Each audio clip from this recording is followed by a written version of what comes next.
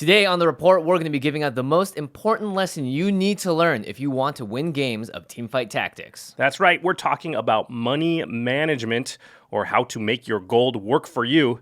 This is the first episode of Teamfight Tactical Report.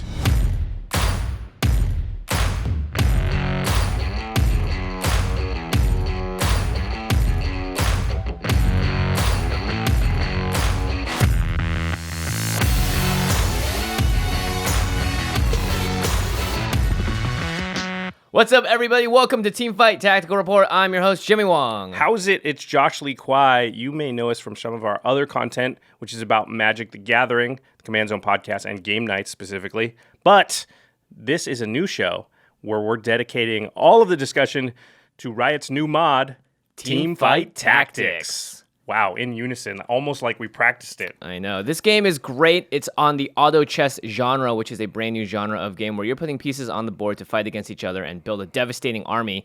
And Josh and I have been playing a lot, and we realize a lot of people are actually not making it to the end game, and they're missing some key facts. Yeah, I think for League of Legends players, it's kind of a new genre, and we do a lot of Magic content. This genre, specifically auto chess, Teamfight Tactics, is very related to deck building games like Arena in Hearthstone and Magic Arena, Draft, and things like that. And so we think we have some information that'll help you out.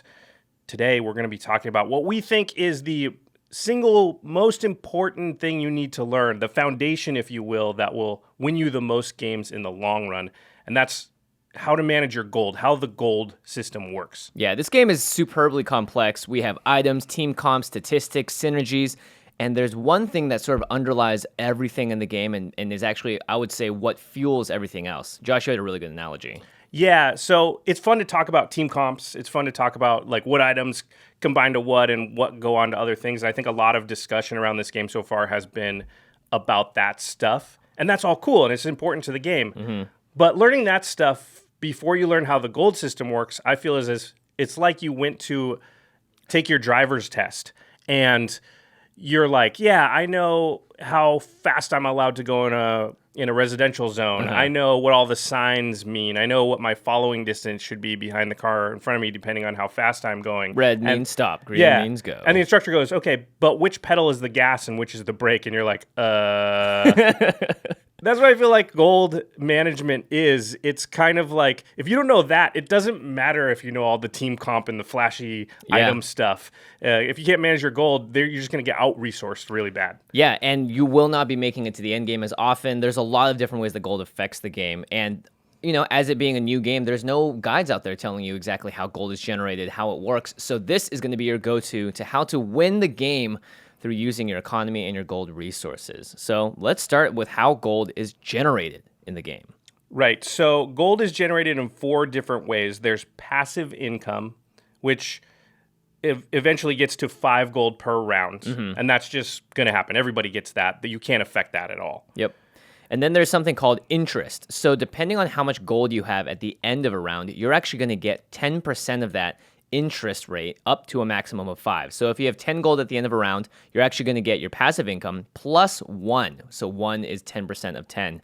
Now, if you have 50 gold, you will reach the max interest, so you'll get 5 extra gold at the end of a round, which is actually very, very important. And you can actually see the game will show you if you have that amount of gold on the left side and the right side of the board.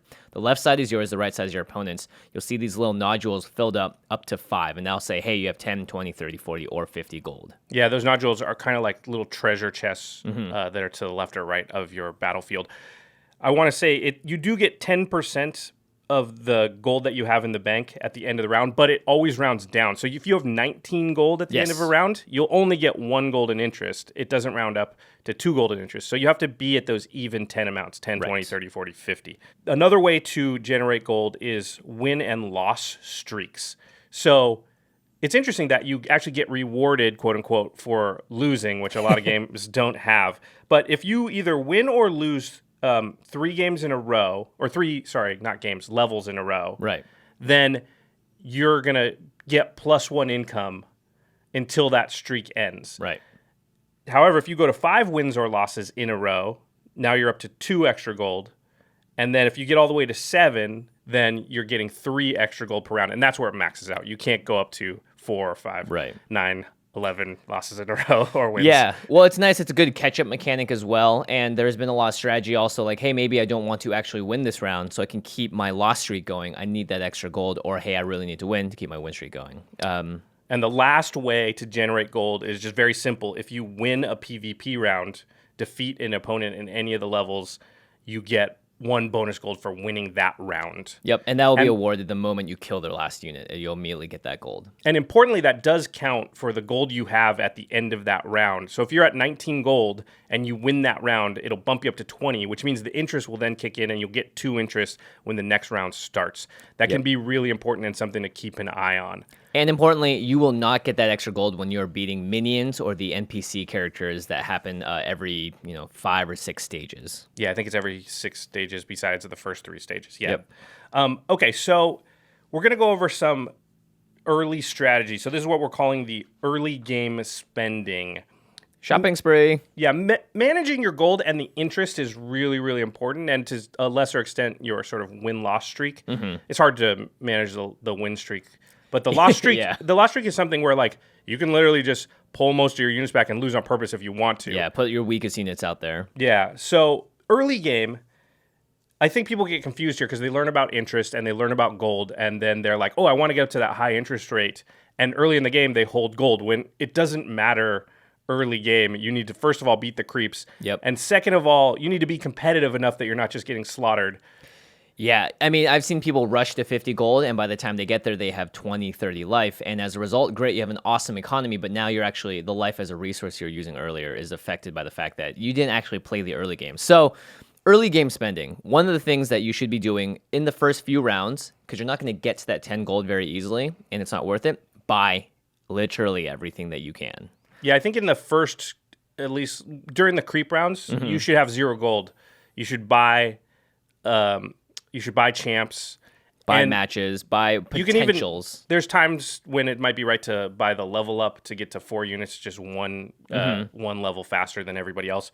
But you want to spend your gold early. Usually I'm buying champs. And give yourself as many different lanes or options to choose from. So at the start of the game, you've got a champ that you got in the carousel. Mm-hmm. And then you beat the creeps, and now you get your first look at your first 5, what are we calling that?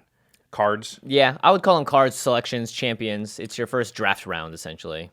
If you're lucky, you get 2 of the same. Or 3. Yeah. And if you get 3 of the same, you should 100% sell your first champ no matter what it was and get the 3. Because just a 2-star champion is going to be so powerful, for those first 5 or 6 rounds. Yeah, and the reason that you want to buy everything is that you should never lock yourself into your first champion. A lot of times people pick a carousel person and they're going for the item that's on them, so they're planning on selling them anyway. So if you're able to have that mentality and stay as open as possible, and this is something that's shared across Magic and any other drafting type games, it's going to give you more options once you start getting more economy to say, okay, you know what, I want to focus in this direction. I can see these synergies. So that's good for you to buy, and it doesn't hurt your gold economy early on. So in general, pick up everything that you can, keep your options open, and also don't be afraid to sell your units quickly if you're trying to get more stuff. Yeah, so you buy some champs.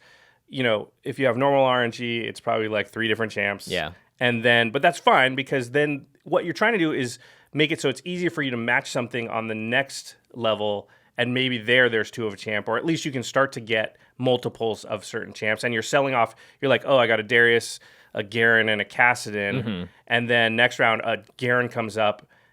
There's no Darius or Kassadin, but there's 2 Warwicks. So maybe I sell the other 2, to buy get the 2 Warwicks, buy the Garen, and now I'm just shifting things around, keeping my options open, trying to respond to what's going to come from me downstream.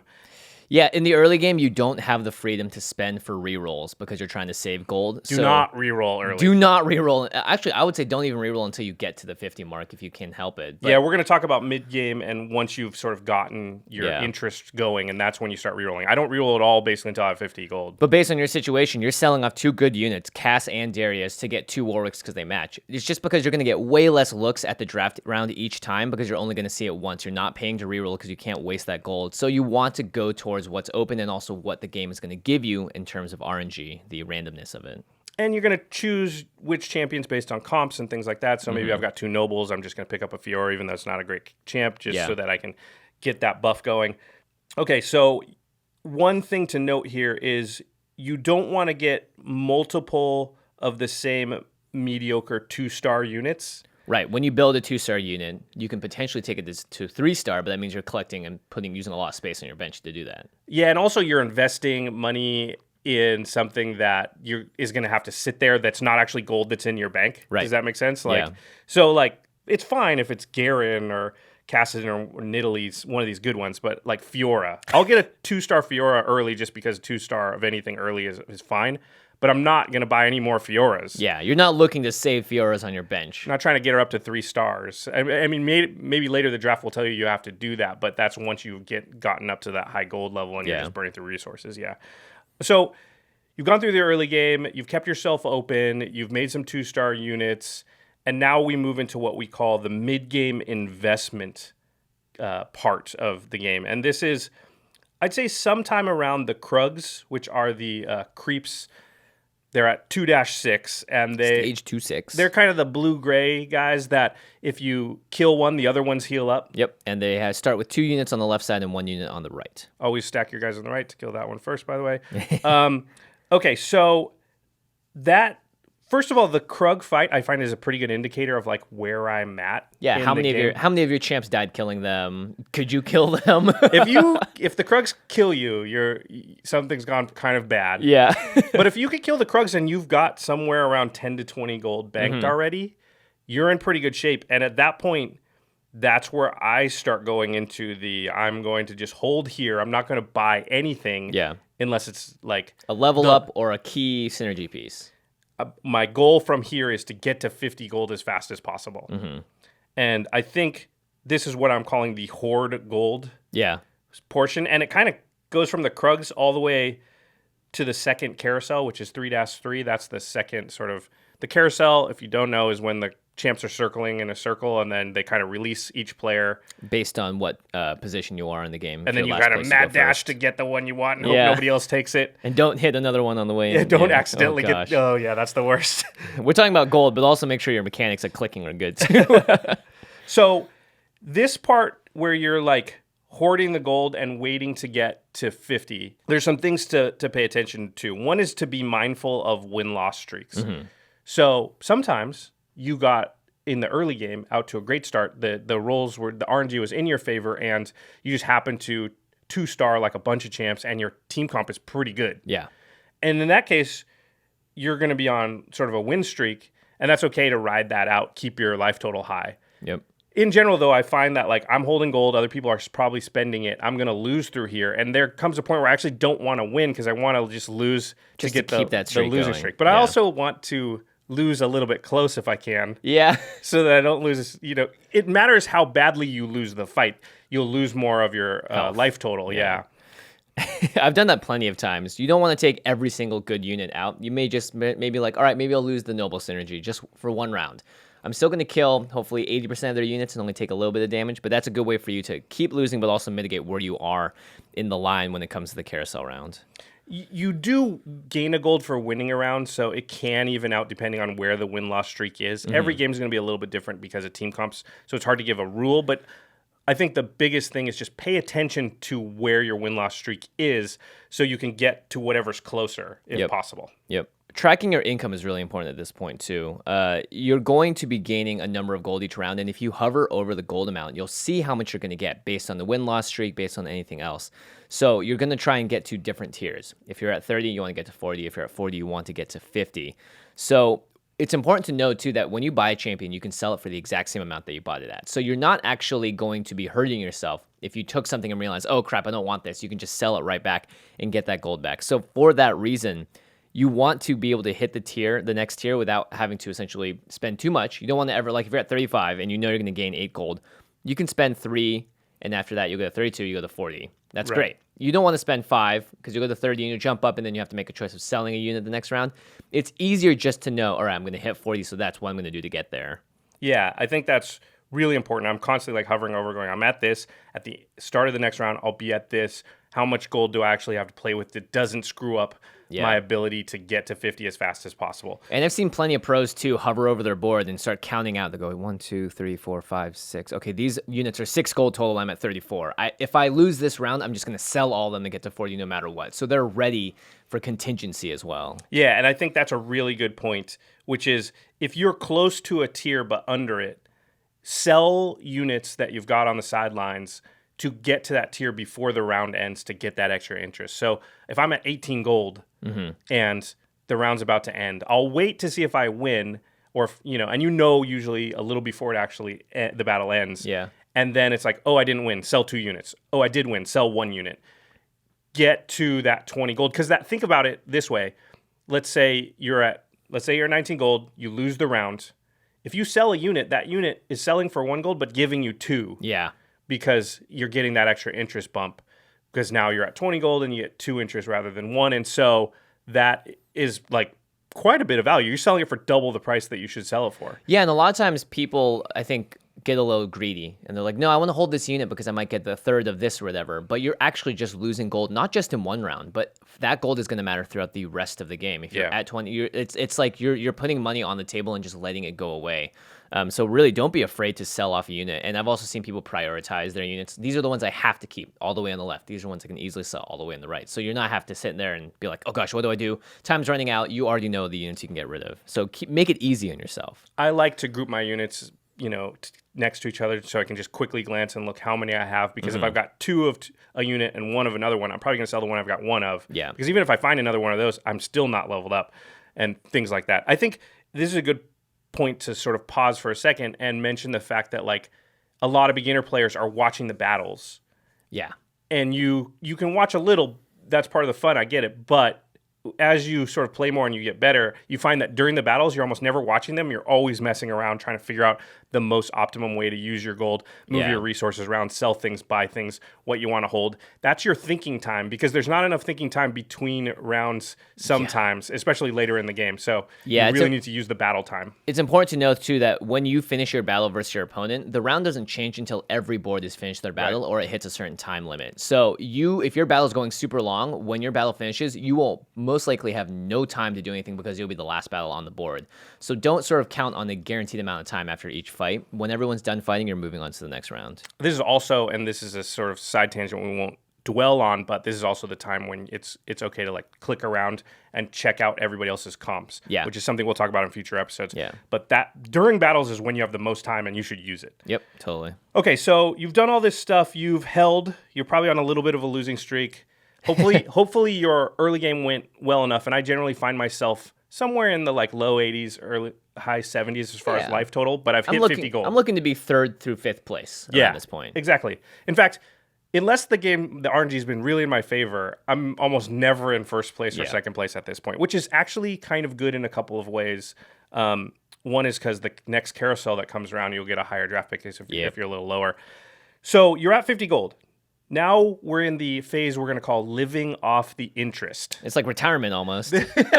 You're doing great. Stay there. Early retirement. Yeah. You are making a lot of gold when you get to 50. Yes. Every round now you're making a minimum of 10. Yep. If you win the round and you're on a streak, you can be up to 12. That's a lot. And this is where now your goal is to never dip below 50 again. Unless you... we'll talk for about a while. Yeah, for a while. And so you're going to use that extra gold to start really powering your team comp. Yep. This is where you reroll. Yeah, this is where you reroll, but also this is where you're going to spend gold to level up, and this is where you're going to spend gold to be a little more risky and actually chase down comps and chase down things, because now you have the freedom to do so.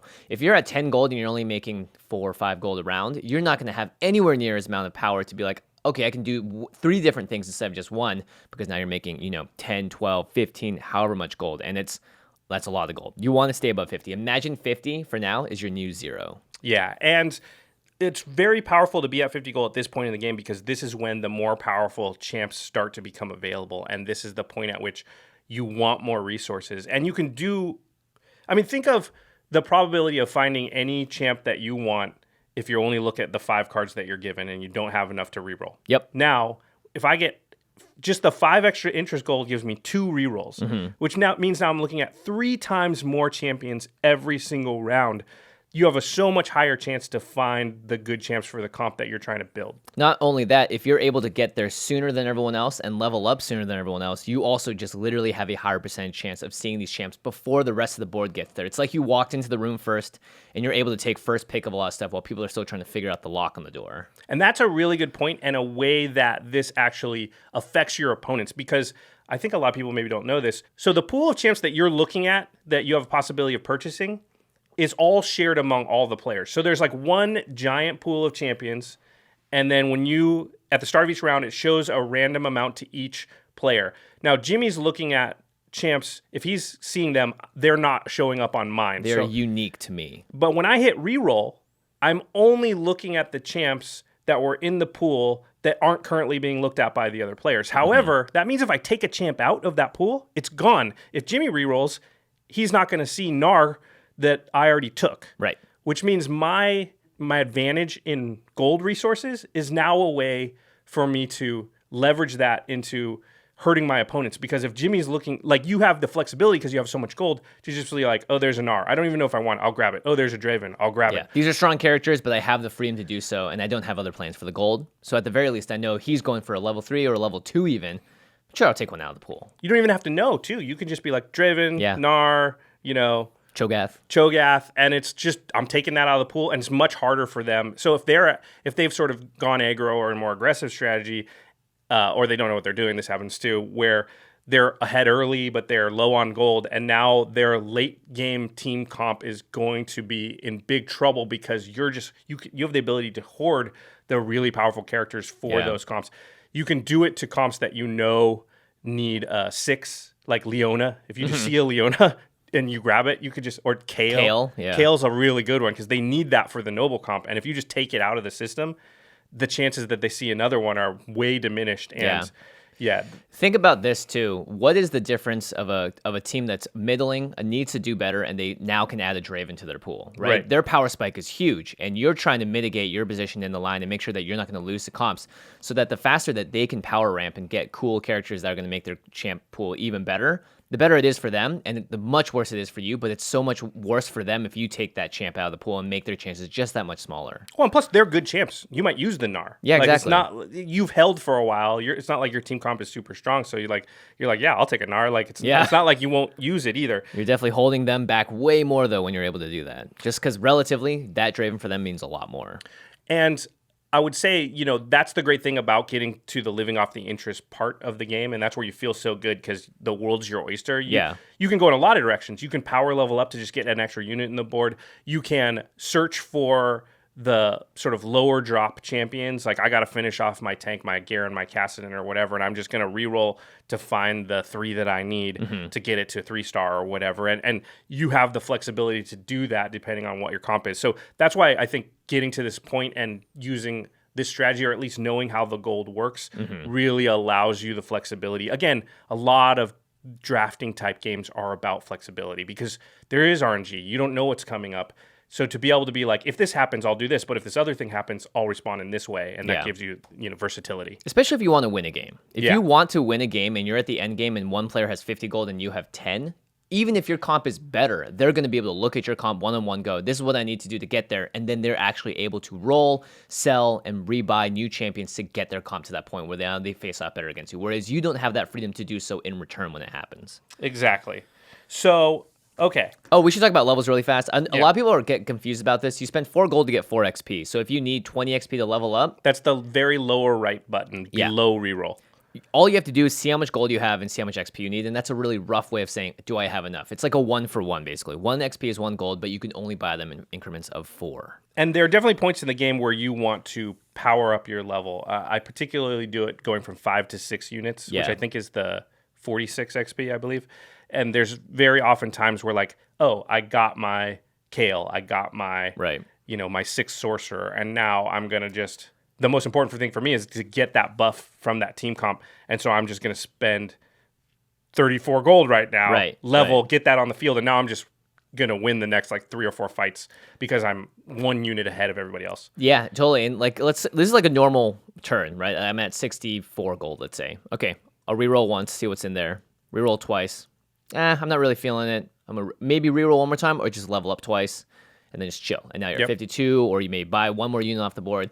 But That's how you're you doing lived a off the mix. interest for that Yeah, you're turn. doing a mix of stuff generally. Sometimes you're just straight rerolling until you get the thing you want. But you just have the freedom to do so. And if you're able to get 4 XP more than everyone else every turn, you're going to level up faster. You're going to get to that big unit spike.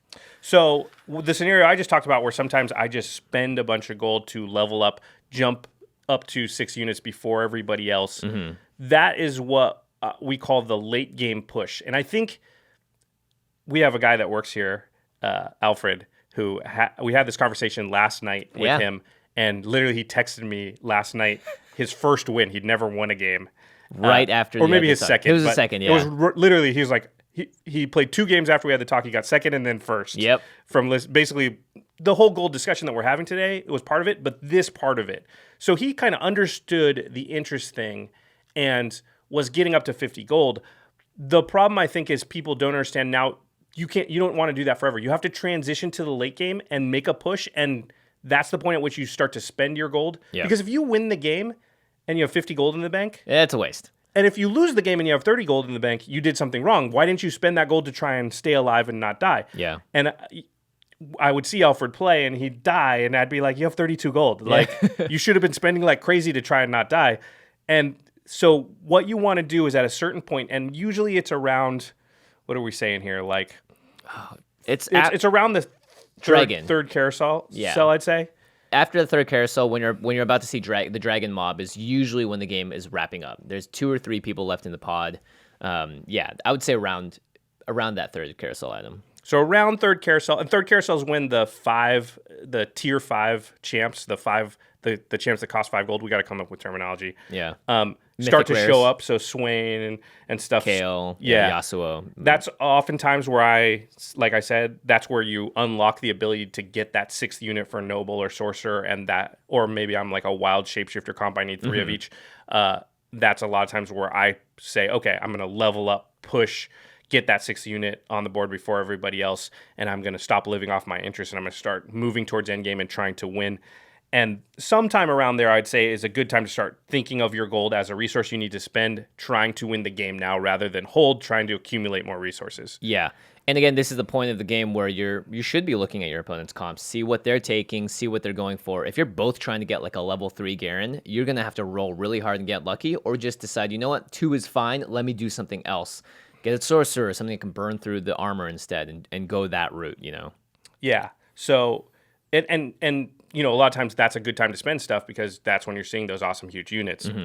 Yeah. The hyper carries, as they're sort of referred to right now within the community, these are the big units that will sometimes single-handedly take your comp all the way to a victory, or they can do something, an effect, an ultimate that is so impactful that without it, you would not be winning that match. So these are usually 4 cost and 5 cost. They're going to be unlocked the higher level you are, and you're going to have a higher chance of seeing them the higher level you are. And they're going to win you the game. Yeah. I mean, if you get those big Nars before everybody else, Swain's another one. Yasuo can be one as well. Yeah, Draven and Aurelion Soul used to be much more powerful, but they're still good if you put the right items on them.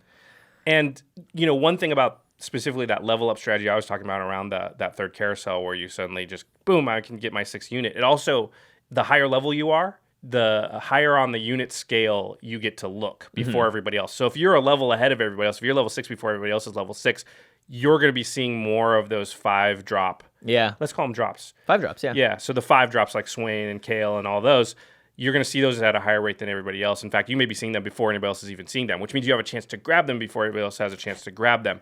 That is a really important thing. So using your gold in the late game, I think the biggest takeaway here is at a certain point, the gold is a means to an end. So use it towards that end. Don't just hold it forever.